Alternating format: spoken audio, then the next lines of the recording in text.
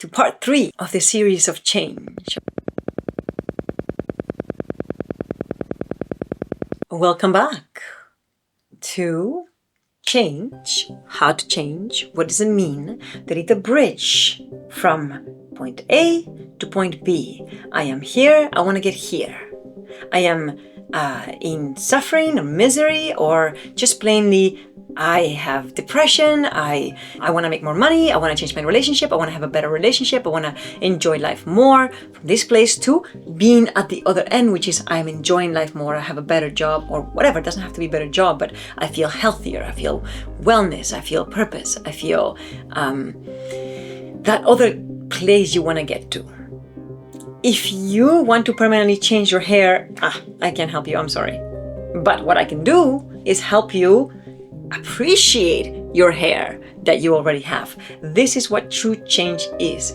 True change is, it's not about masking who you are, but it's about appreciating and becoming the true self that you are, so you can feel fulfilled and enjoy what life has to offer and be able to grasp it, to manifest it.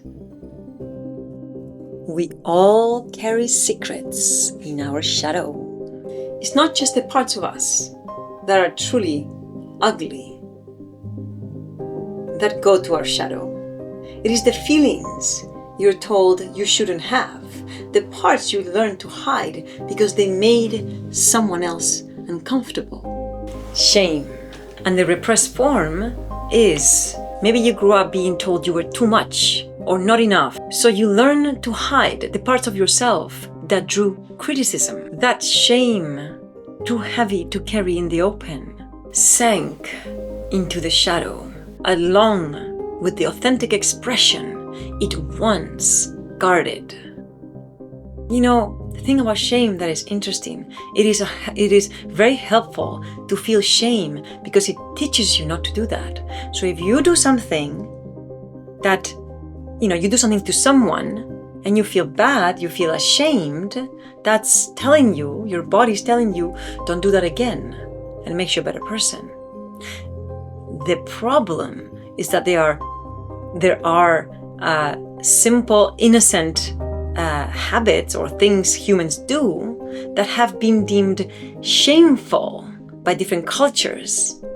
So this shame that the adult feels is taught to the child. An easy one is sexual desires, right? When a child feels some kind of impulse for sexual exploration, whether it's with itself or they speak or they go around naked, and sexuality has been shamed, which is not inherently bad, the adult shames the child, right? And that shame gets pushed down into the shadow, distorting itself.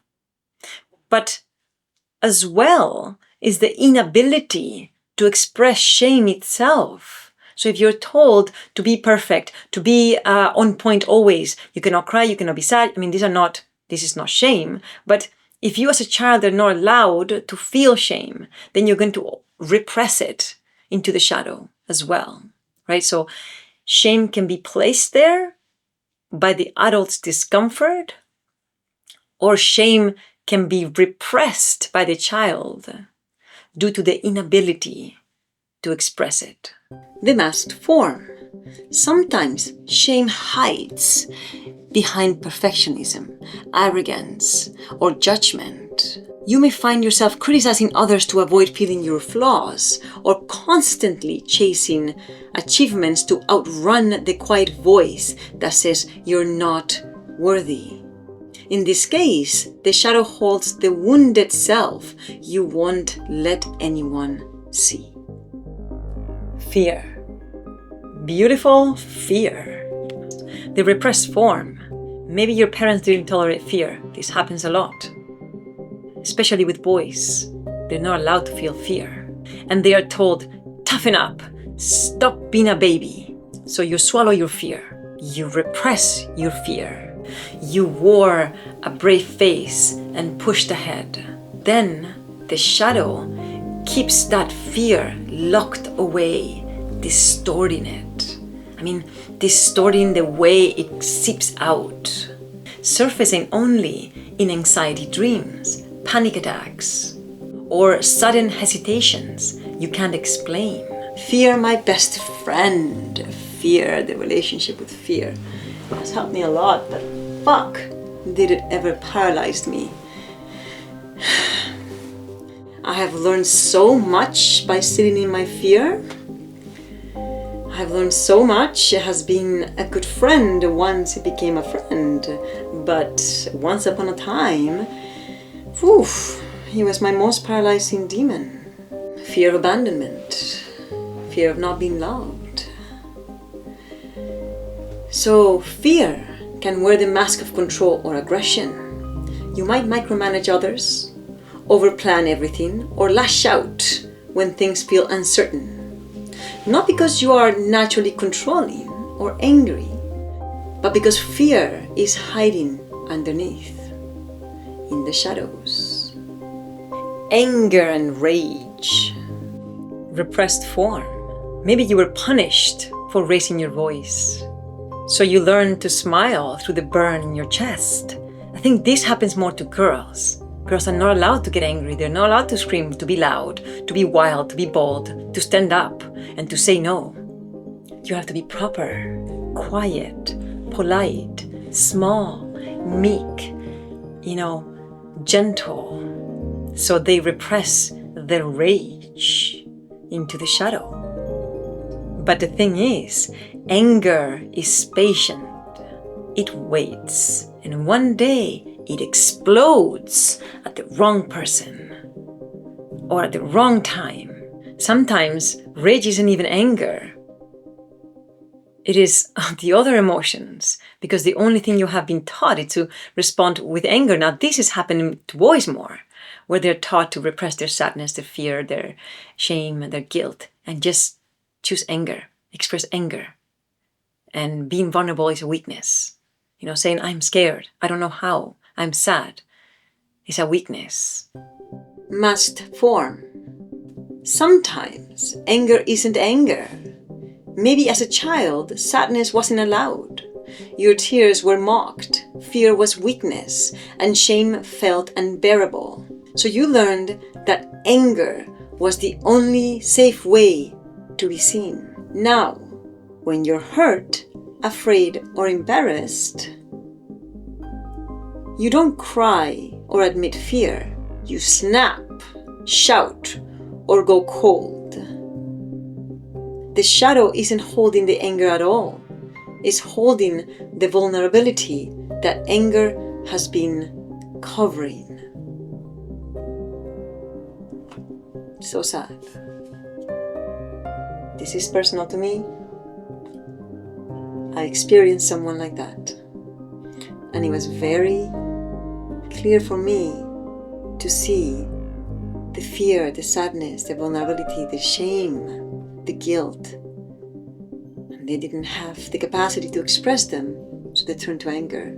I actually have family members like that. They cannot express their true emotion, and the only thing they have is anger. This happens a lot to boys.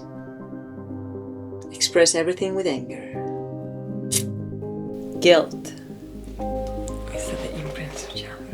Repressed form. If you were taught that making mistakes made you bad, then you bury your guilt so deep, never admitting when you're wrong. This unacknowledged guilt can fester in the shadow, surfacing as sabotage or low self-worth. Because that's the thing about guilt. Again, all these emotions are healthy and absolutely necessary to learn how to function in society. Healthy guilt tells you you've made a mistake, now you have to admit it and apologize and not do it again. So healthy guilt is a compass, is a guidance on how to improve yourself. But when you are not allowed to make mistakes, you repress it so deep that then you're unable to admit your mistakes. Masked form. Guilt sometimes turns into overgiving or people-pleasing. You're constantly making it up to others for something you can't even name.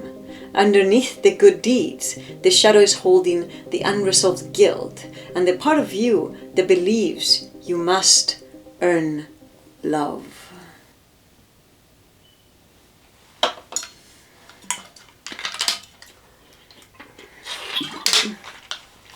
Huh. That could be the answer to one of my sisters.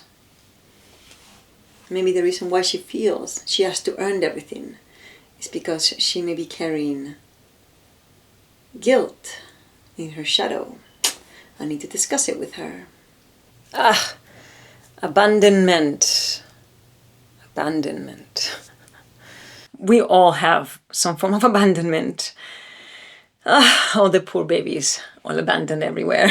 And it's not just physically abandoned, right? It's not just not being there physically, but it is an emotional abandonment. When a child does not get all its needs met, is unable to be authentic, is unable to express its self-truth, does not get attention, affection, forgiveness, understanding, healthy boundaries, when the parents don't show or model healthy emotional regulation, healthy responsibilities,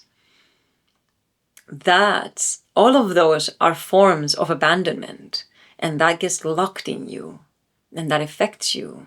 So the repressed form of abandonment, and this is what happens when you were emotionally or physically abandoned as a child. For a child, something like that is too painful to face.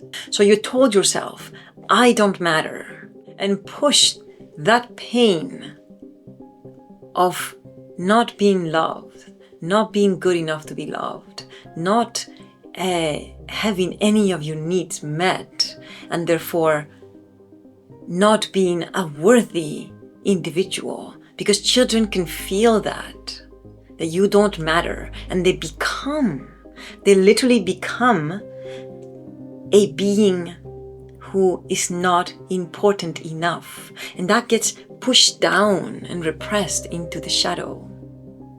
So then as an adult, you find yourself sabotaging relationships or withdrawing first before you think they can leave you, right? So you have a hard time with commitment. You don't commit. Recreating those same cycles. So because you have an internal belief that you're not worth being loved and being needed and being important, you sabotage relationships, or you run away before anyone can hurt you. And then you remake that same cycle. You relive that cycle. You're in a broken disc, like a broken cycle of reliving that experience of not being good enough.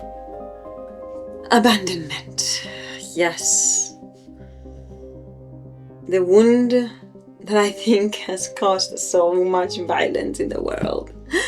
All those men building castles, all just to get approval from a woman. I think that comes from the need of validation. It comes from a sense of self-abandonment. I don't know, man. I just feel like abandonment is very prevalent in the world. Have you guys ever sat with your abandonment wound at full force? Just sat, not react, not do anything, just feel every ounce of its power? It's insane. It's just absolutely crushing. But if you give it the attention it needs, just listen to it, acknowledge it, lasts about 90 seconds and then it passes. And then you tell your nervous system, hey, we're not gonna die when they block us or when they leave or when we are alone. So I did it, and wow, it was intense. Mask form. Abandonment fears can hide behind independence. You might say you don't need anyone, or pride yourself on doing it alone. But underneath, the shadow holds a younger self longing to be held and not left again. And then there is the abandonment that makes you greedy and manipulative to make sure that person never leaves you. You know, there is an unhealthy attachment of recreating the abandonment wound because you're afraid to commit, because you don't want them to abandon you, and then holding on to the person so tight that you're choking them, so they almost want to run away from you. So abandonment wound, it comes out in many ways, in many forms. Sexual repression. Tough one. So intense, so visceral. Those that have it, very difficult to deal with. This is a powerful one because the damage from this is huge to both boys and girls. But unfortunately, the violence of this is primarily done onto women. And it isn't that boys don't feel the sexual repression, they do. And the interesting thing is that it's very typical that the sexual repression of a boy is then projected onto a woman because sexuality is a two-person game, right? It takes the two people to trigger sexuality. So when sexuality is repressed, that pain, that repression, that self-shame, that self-disgust that you were taught when you feel a desire, a sensuality in your body, it is projected onto the other being that triggers it. So then you say, she is disgusting. What she wears is disgusting. But it isn't her. It is that you are disgusted with the feelings of sensuality and sexuality that are happening in your own body. And there has been so much violence caused to women strictly from this, even to the point where the clothing is blamed, as we said, actually is the other episode or earlier. The idea that you're asking for it, it is a form of excusing, taking responsibility for your own impulses that are distorted impulses. But we have already said that abuse is not about sexuality per se. It's not about the clothing, but it's about control. And there's studies about this. Okay, this is studies. This is not me just saying it from an authentic intuition. This is me having done the research and learning about it. So this is a very important phase to look into. Now, the repressed form of sexual repression, when you were told that your body is something to hide, that sensuality was dirty, or that wanting to be desired made you bad, you bury that side of yourself deep in the subconscious, in the shadow self.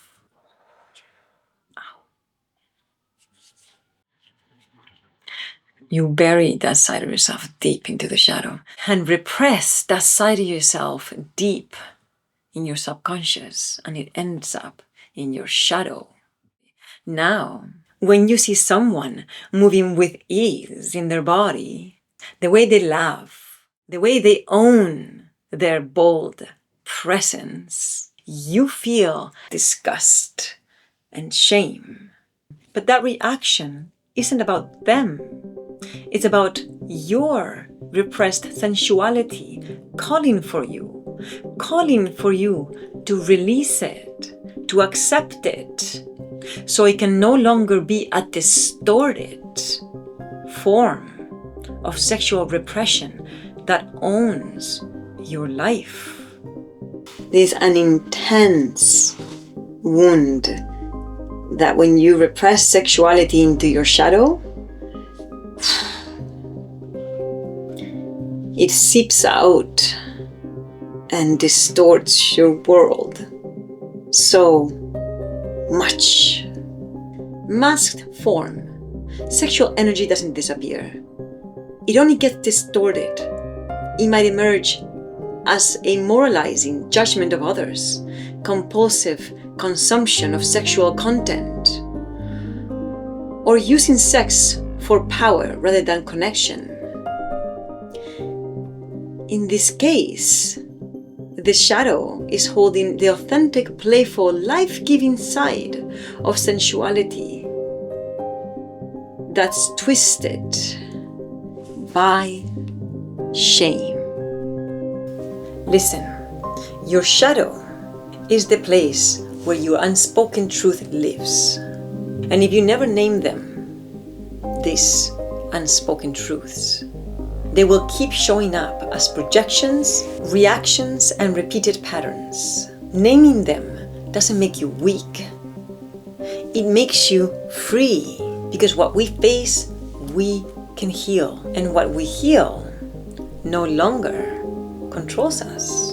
Jung believed that integrating the shadow, bringing its content into consciousness, was essential for psychological wholeness. The goal wasn't to eliminate the shadow, but to develop a conscious relationship with it, expressing it constructively rather than destructively. So, the shadow's role in change, it is especially about reclaiming our disowned power and potential, because the shadow doesn't just contain what we consider bad, it includes anything that was deemed unacceptable in our environment, even neutral or positive qualities.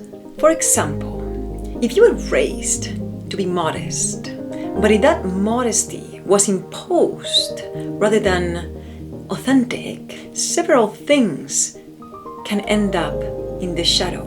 The person learns to perform modesty, but disconnects from their authentic relationship with their values.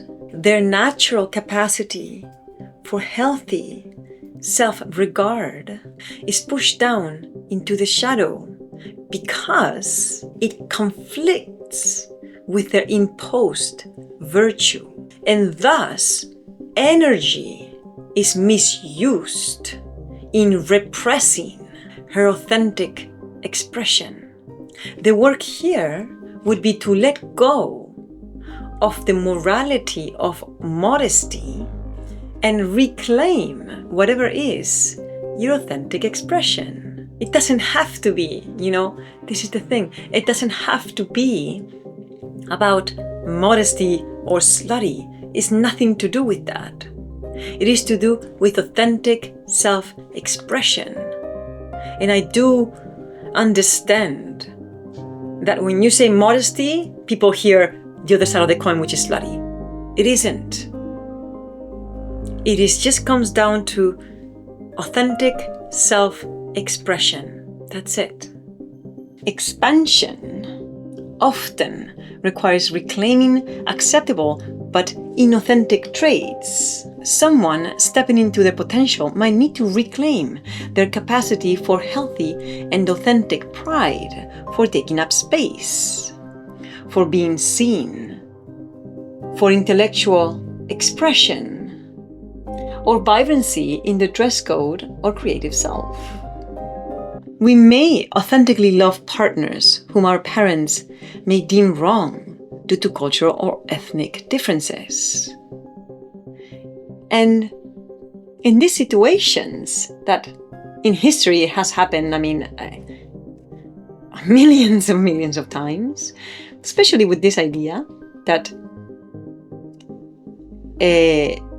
we can fall in love with someone, but due to cultural or ethnic differences, our parents or culture don't allow us, and there you're pulled. Do you choose authentic love, or do you repress that and choose a life lived masking yourself, pretending like an empty vessel, just following orders and living a life with someone that does not connect to your core. Remember, the authentic core never goes away. So the love and desire for someone who is authentically connected to you will never go away. And potentially, you end up self-sabotaging or sabotaging the relationship just to get out of an inauthentic situation. It happened to me. But I was young. And I didn't know who I loved. I didn't know what love meant. I didn't know my authentic self all that deep. So I went out with someone that checked all the boxes. Not all of them, but checked a certain amount. And there wasn't much connection. There was no fighting. There was no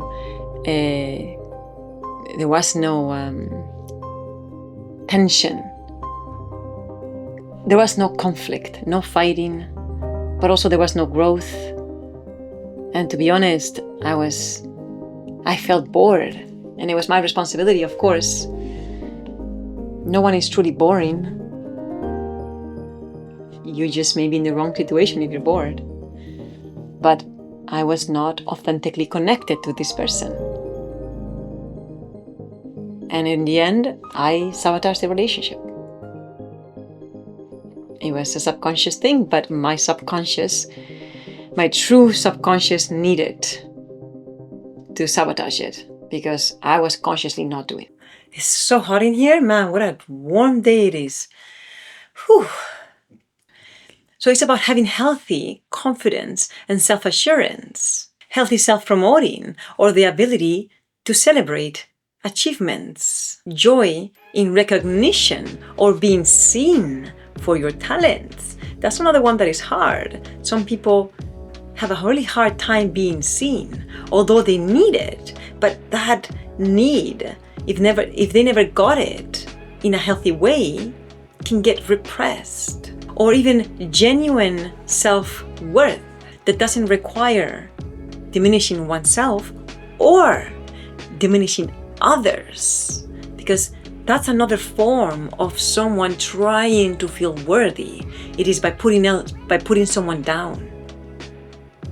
That's another distorted form of trying to feel worth.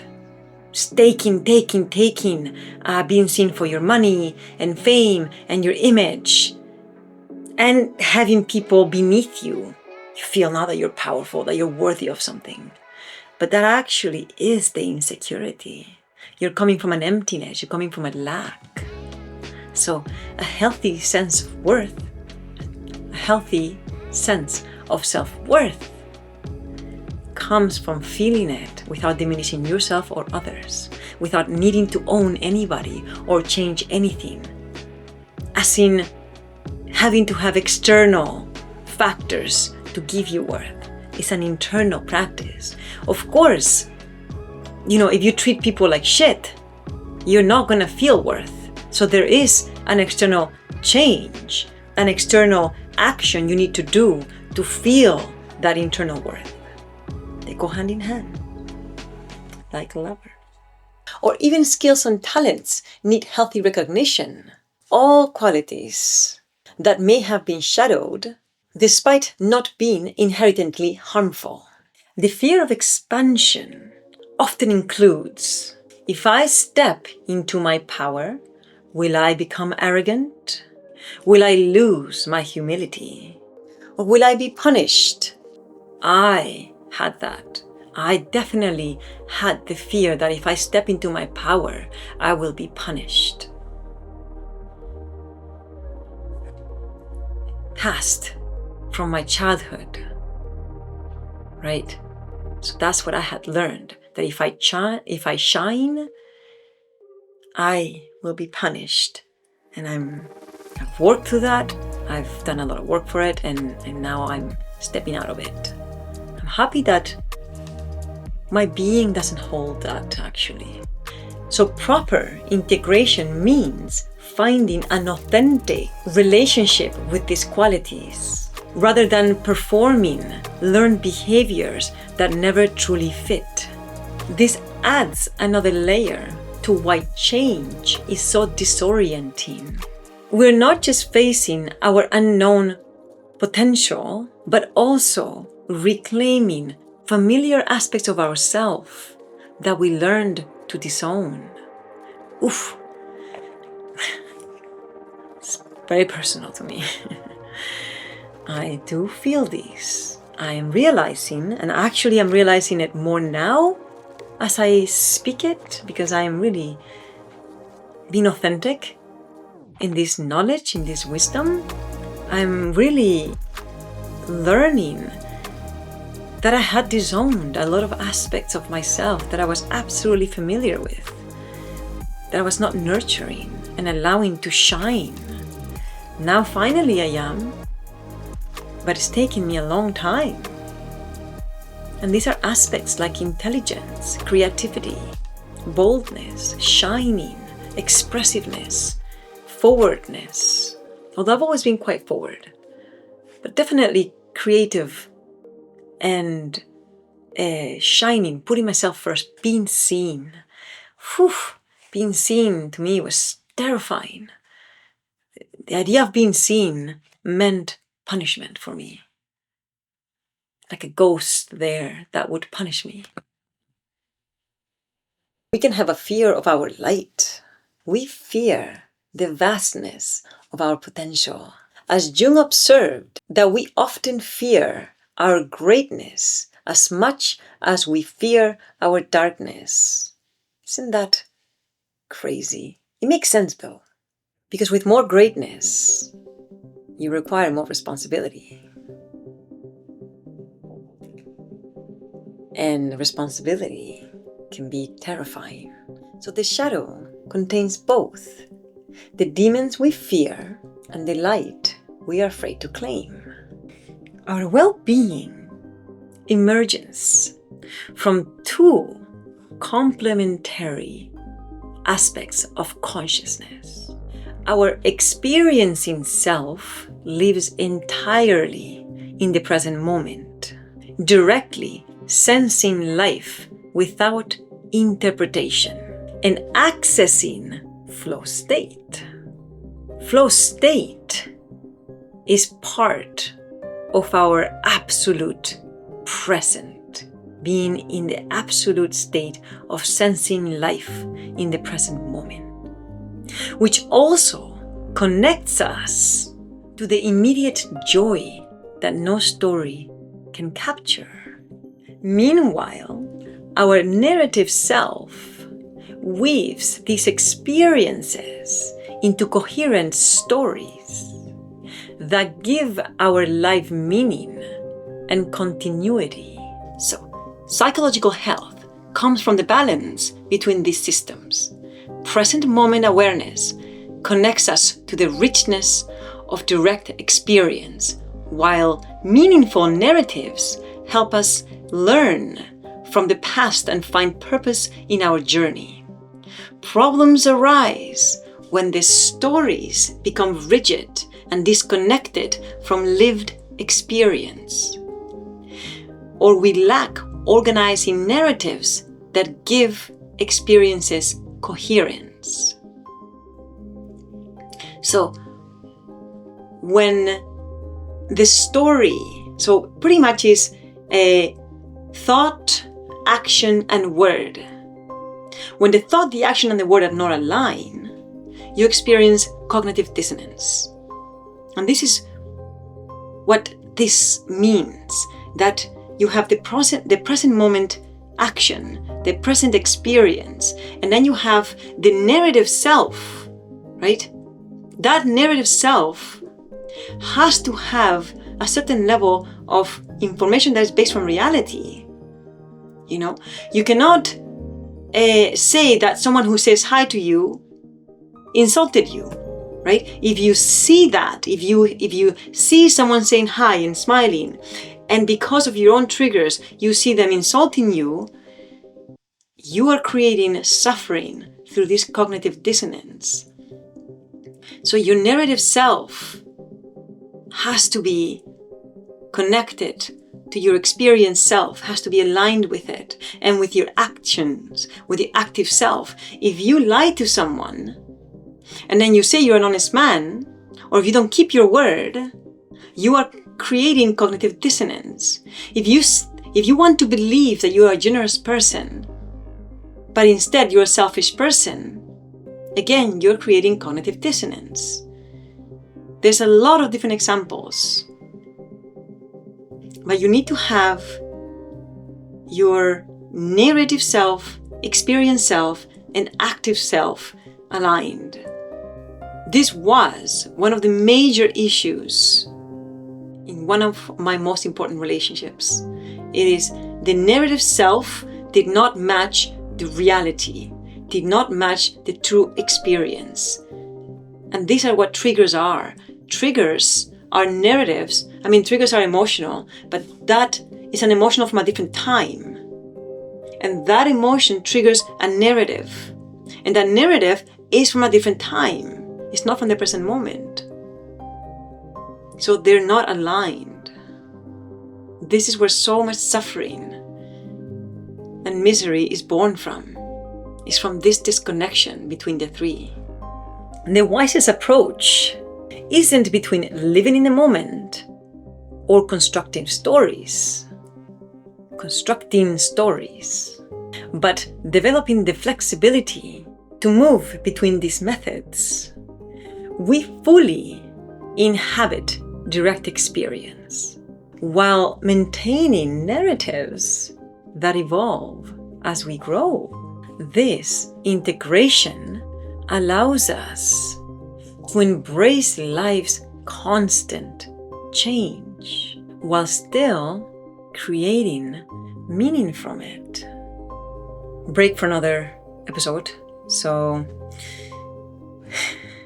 it looks like this episode might become a 3-part series, because I think it's very important to really put as much knowledge as possible in there for people to understand what it takes to change and the journey one must take. Because I think a lot of people who want to change, they don't see how difficult it is, and they really give up within the next day. I have had people come up to me and say, I want to stop reacting, I want to be better, I want to get in shape, I want to, and literally, when I say they want to stop reacting, I mean they want to stop reacting with anger, for example, get triggered really badly, right? Or they want to exercise, or they want to get out of their darkness that they are in, their repressive state. And usually, the very next day, they're in their own imprints, like their habitual imprints. So they haven't even taken a step towards change. So I think it is important to put as much information in there for people to understand that when you say, I'm going to change something, you're committing to a journey, to walking a journey that's going to take time, effort, and commitment. That means that this episode, we will leave it here for today. And it's to be continued into the next episode. Because now we're going to walk into the unimaginable state, the unimaginable place. We looked at the shadow self, and now we're walking into the cliff of change. I hope this helps with anything that you may be having in your life that requires evolution. So, thank you. Peace.